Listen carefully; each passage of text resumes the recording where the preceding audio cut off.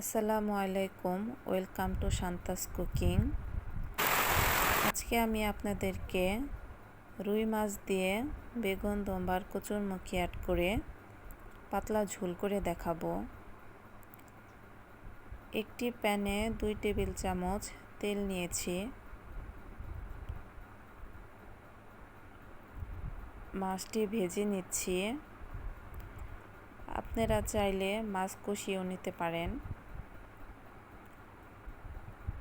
এখানে অল্প আঁচে ভেজে নিচ্ছি। ভেজে নেওয়া হয়ে গেলে পেঁয়াজ কুচি করে ভেজে কিছু পরিমাণ পানি দিয়ে তার সাথে লবণ অ্যাড করলাম। তার সাথে দিয়ে দিলাম হলুদ আর মরিচ, জিরা বাটা দিলাম, তার সাথে দিলাম আদা বাটা। ভালো করে মশলা কষিয়ে নিতে হবে যাতে উপরে তেল ভেসে ওঠে।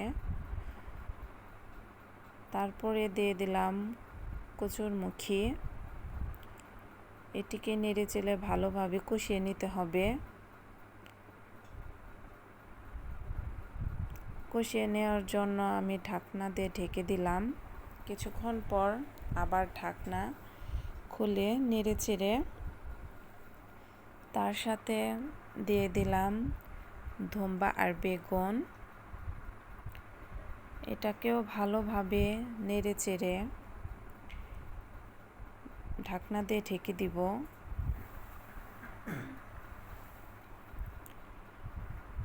এই রেসিপিটি খেতে খুবই মজা। যারা ব্যাচেলার আছেন ভাইয়ারা, স্টুডেন্ট আপুরা, তোমরা চাইলে এটা ট্রাই করতে পারো। এই রান্নাটা খুবই ইজি।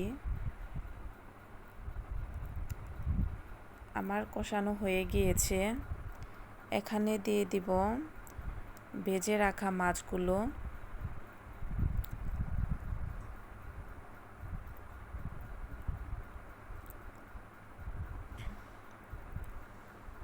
দিয়ে দিচ্ছি। তারপরে একটু ঝোল দিয়ে দিব।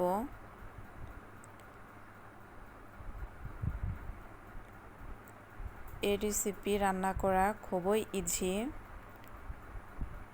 খুব সহজেই ঝটপট রান্না করে নিতে পারেন।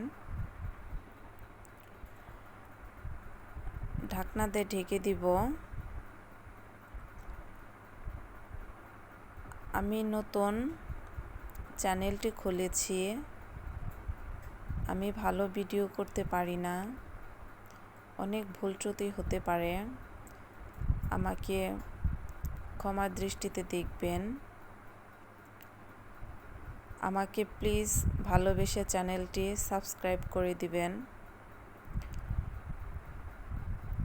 ধন্যবাদ, ভালো থাকবেন। আল্লাহ হাফেজ।